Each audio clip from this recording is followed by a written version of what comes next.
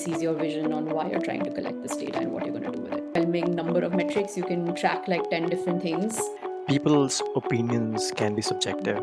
Someone might like the product, but it's very hard to convert it into some data point, right? And if you want to go from a good PM to like a great PM, if you're not using data to drive your decision making, then you're already like a few steps behind in this really competitive job market.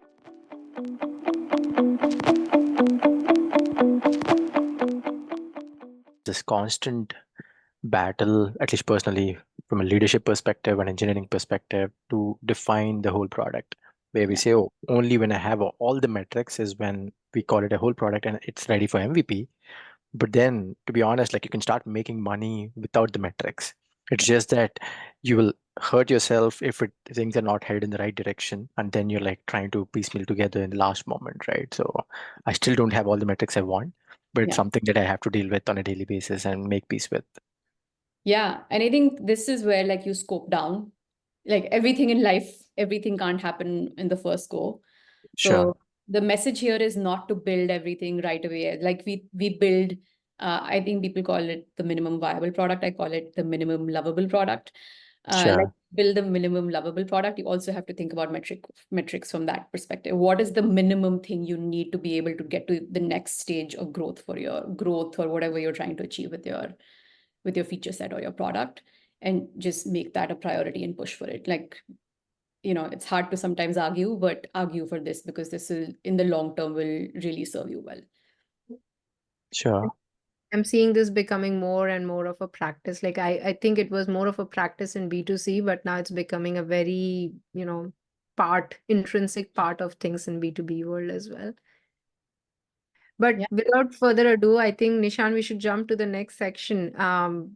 Do you want to go next? I think we want to understand more around measurement. Yeah. Yeah, sure. So one of the things that particularly is difficult when you're launching a new product with the is coming up with a baseline, right? So obviously you have things to look at and take a guess at it, but I would love to hear your process around after agreeing like some top three metrics, right? How do you go ahead and say, okay, this is what is the goal that we're going for in the next quarter or year? Yeah, I think this requires a little bit of creativity. So it's not always easy to say, okay, I've instrumented the data collection. I know what my metrics should look like. But what does good look like? What does success mean? And a lot of times we get like we get paralyzed because what if we go tell our peers and our leadership that we're going to get 10,000 daily active users for this chat app that we've built, a chat feature we've built in a messaging app. But what if we don't hit that number? So I think the first thing is you have to be confident, like in, set the right expectations that we've never done this before. We don't really have past data to look at to say, we did something like this in the past. And if you have that, use it. I think if you're creating something that has happened in the past, then definitely look at past data. Look at like what the adoption and the first week looked like for that past data when it was introduced, and try to emulate the numbers from there. And then obviously it's not going to be one-to-one. You have to kind of address what's the new reality, and then set plus minus on those numbers. If your company has never done this in the past before, it's a net new thing, you've never done it in your career, I would encourage really looking at externally. So there are a few ways to look in externally. One is obviously if you're creating a chat messaging feature, then there are enough chat messaging features built in the world today that you could go to the internet and just look for metrics. What were the adoption metrics for things, things like WhatsApp or Instagram chat or whatever, like when the chat was introduced, what were those metrics? If they're not publicly available, you could talk to friends or peers in the industry who've built something like this back, just get a sense of them on what that is. And if that is also not available, there are a lot of, if your company has the ability to pay for consultants or analysts who've kind of worked in that industry before, you could also put in a query with them. It costs a little bit, but you get more of a robust data set. And if that also is not available, then I would just say to take an educated guess, like find something that's kind of similar to a chat feature, and try to apply that. Now, it's important to call this a hypothesis. You do not want to go and make like big promises to anybody saying, hey, I've done this analysis, and oh yeah, because WhatsApp launched it and they got 10,000 users, we are going to get 10,000 users. It's very important and this is, we are not even calling this a baseline yet. It's a hypothesis that we're testing. And then, you run the test for the first week and you see how close you got to it. And that gives you the ability to set a baseline. So once you've gone through your first week of, post-launch, that becomes your baseline. And then you test from there. So it really is about how you design your launch metrics and how you align folks. You don't ever want to align folks on a number that you can't stand behind. You've not really tested in the real market. So at least when I set up if I've never done this before, if it's like a really, really net new thing, I will set up things as more of a test case and lead it with a hypothesis, and then come back to it with a baseline once I have some test data. And obviously, I try to not launch something in like, we don't do GA right away. We always go with like a private preview, test it with a few customers, see what the adoption looks like, and drive a baseline from there. And then, take it to the next stages. But, if your company doesn't have the structure set around private preview or preview and then GA, which is generally available, you could do a test market where you could pick a market that's not like, super sensitive and they're early adopters, or you can like a section of your users and try A/B testing with them and then set your baseline from there. That makes sense. So much to unpack. I love how you went from end to end, Vidhi. Again, I think that's one of the best part of this podcast. Everything is so comprehensive. The part I like about this is like it's almost like the framework is like take inspiration from whatever you can. Your Yeah. own products, sister products, competition, analysts, peers, right? Like peers is like a very new one. I haven't thought about, okay, I can go talk to people and ask them because it feels very contextual, but still there might be some directional indication from those Yeah. folks. So it helps to go to them as well. Yeah, and we use this all the time when we're like thinking about starting a new business line, and we're thinking, well, what margin profile would this business line be? And it doesn't have to be perfect, but like if I talk to peers in the business, they'll tell me it's a 20% margin game. Or like, because of these things. So now at the outset, I kind of know what those rough numbers are. So before I go in depth creating that business, I know what I'm dealing with. So it's always helpful to just build that peer community to be able to talk to them about these kind of things. And Oh, go ahead, Shruti. I was just going to add, like, I just added this question for Vidhi because I struggled with this and I still continue to struggle to define baseline. Like so many times you have to set the expectation with your leadership that this is a 0 to 1 product. You need to learn before you actually know what the goal is. But it always comes down to having some kind of hypothesis towards which you're moving. So there was a personal bias towards putting this question for Vidhi. So I'm glad that we were able to cover it. That's great.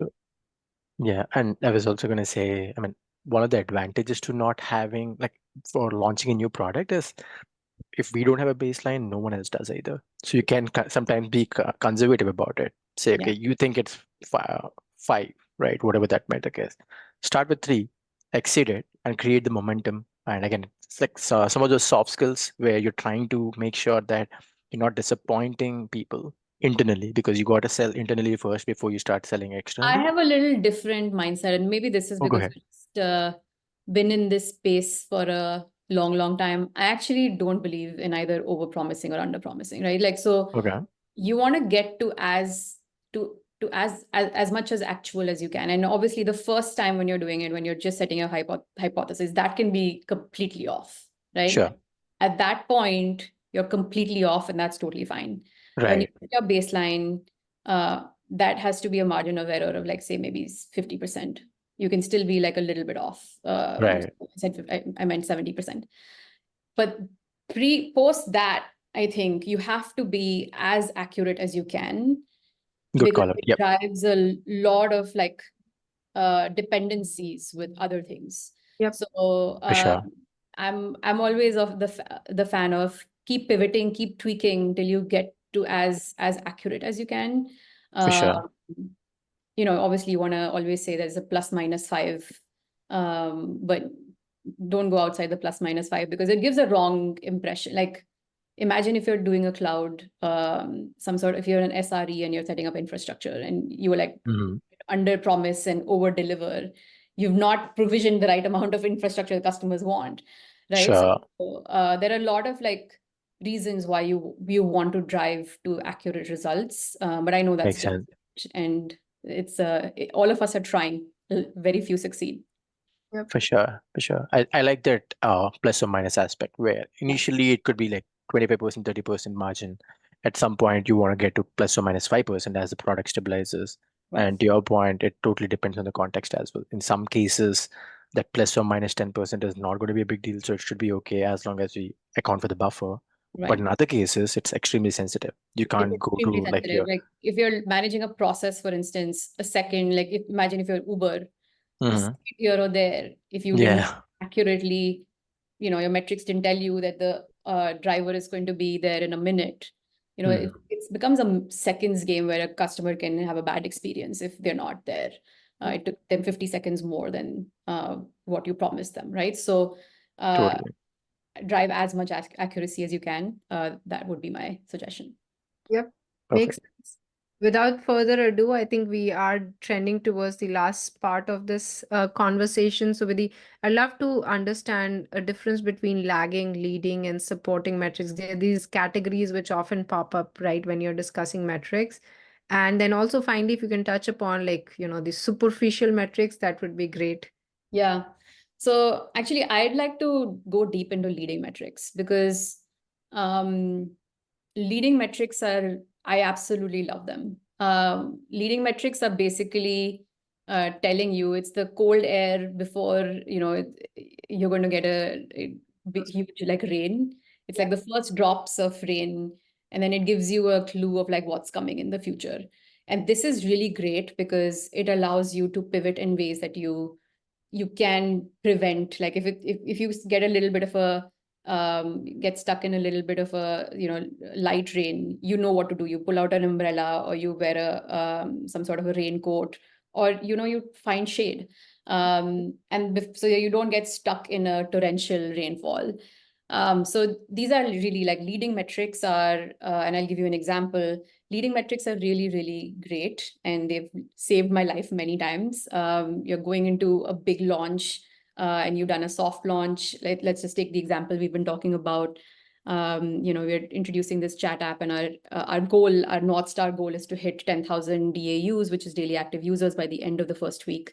We want to be able to track a few things. Feature adoption rate, for instance, how many people have actually started adopting, what is the messages sent per user, how much time people are spending in chat, and then is there any feature quality issue? So these are the 3 or 4 things that would be supporting metrics or leading metrics for you to be able to hit that 10,000 DAU. So if you start tracking the day you launch these 4 or 5 3 or 4 metrics, you can actually start making tweaks. So example, if you did not know that some bugs were happening, or part of the chat is actually not working because of some bugs, you will never make the 10,000 DAU. So can you actually have an on-call person fix the bugs quickly so that it goes back live and people can start using it? If people are actually not sending messages to each other, they're not using the app, the time spent in chat is like maybe 10 seconds, they looked at it and they closed it. What can you do? Is there any user messaging that you can put in place? Or you can give them an offer to say, hey, if you use this, we give you some free credits for the product, etc. Like there's so much that you can do and react quickly to make sure you hit your Northstar metric by the end of the week. But if you didn't have those leading indicators or leading metrics, you'll probably get stuck in the torrential rain and you will not have any support to do that. And then you're going back to your leadership and explaining what happened. So I'm a big fan of these, always set them up, but think through them. It requires a little bit of pre-work. And, it gives you a lot of ability to move. And this really makes, in my eyes, this makes a good PM great. if you can actually do that and pivot and quickly respond and still hit your numbers, that really, really makes you a great PM. That's great feedback. I think we always, look upon these leading metrics to figure out where the customer is dropping off or churning and like make adjustments to the product. So great feedback. Anything from your side, Nishan, that you want to ask Vidhi? So it'll be nice if you can talk about the vanity metrics that we were earlier alluding to, Vidhi. So a lot of us like to believe that we're doing great. Yeah. So there is this bias sometimes that might kick in when you're picking those metrics, which is always growing, right? So can you spend a few seconds on that? Yeah, I think it's very easy to sometimes set, and there are different names of the superficial metrics, vanity metrics. So one example could just be page views. And we used to have multiple pages in a, like, let's just take the chat example. There's a home page, and this home page has had, at the end of the first week has had, say, 100,000 views. And so if you set up the metric just because it's easier for you to track, like the page views, and then there's actually no usage happening for the chat. The messages sent per user are very low, feature adoption rate is really low. Then yes, like you've been able to show your peers and your leadership, oh, we have 100,000 views of this homepage, of this chat app. But then when they start, like, when you actually like think about the impact, there isn't really any. It's almost like saying you have a dance floor and you're playing some great music, and but the dance floor is completely empty. There are a lot of people standing around the dance floor, and you're like, oh yeah, in the room we have like 100,000 people, but or maybe 100,000 people in a room is a pretty big room. But let's just say we have 100 people in the room, but like on the dance floor there's like zero. And it was a dance party. And so, like the point really here is that it's easy sometimes to just get superficial metrics going, easy to do, everybody likes them. So examples would be app downloads, okay, this chat app that we created has like multiple downloads, but there's no usage. So you want to make sure that like the metrics you're tracking drive actual impact. Yeah. I think those vanity metrics, what they just tell you is like, have you solved the discovery problem? But they don't actually tell you, have you solved the use case that you were trying to solve for the customer? And that's where, we need to have the right metrics to be able to say, was the customer able to perform the task that was intended to be driven by that particular feature? And maybe the thing is the example we are saying, if page views was the business objective, was discovery was the business objective, then maybe page views are the right metrics to track. But it's not. In our example, it's user engagement. So views is not really like, yes, it's part of engagement, but not really. So yeah. That makes sense. Going to the final version, Vidhi, any resources that you suggest for our viewers to, read about metrics that they can learn more about, that would be great help. Yeah, I'll leave your listeners with two resources. One is I actually write a bi-weekly newsletter called The Forum on LinkedIn. So if you want to find me, Vidhi Agrawal, Agrawal on LinkedIn, you can follow me, and I have a few articles written about metrics and just other things related to PM and the product management role. The other thing that I've learned a lot from, like, I love this book. It's called The Lean Startup by Eric Rice. And it's available on Amazon, etc. It's also available on, Audible if you like to listen to books. It's a really good book if you want to learn more about how to efficiently test features, do A/B testing, and then how to apply metrics. So yeah, I would leave your audience with, you can follow me and read my newsletter, The Forum. It comes out twice a month. And then The Lean Startup by Eric Rice. That's another great resource for everybody to read. Yeah, I mean, I can plus one to that. I read Vidhi's forum newsletters every time it is out day one. And then I've also read the book Lean Startup and Lean Analytics couple of times as well. Must have for any PM. So thank you, Vidhi. It was lovely to have you on the podcast. I'm very sure our viewers who are trying to enter into product management, giving interviews, or just trying to succeed as a product manager will find it very useful. I found it very useful. But thank you so much for joining us. Nishant, any parting comments from you? Yeah, really appreciate it, Vidhi, because this is foundational for good or great PMs. It doesn't matter. People should think in terms of data. And I'm guessing everyone wants to do it, but they lack that structure. And there's probably not a single place to go to get it all in one go. And this session, I feel like, thanks to you, it's very comprehensive. And I hope readers find it equally useful, like Shruti and I did. Yeah. And looking forward to more newsletters from your forum. Yeah. Thank you. Thanks for having me, guys.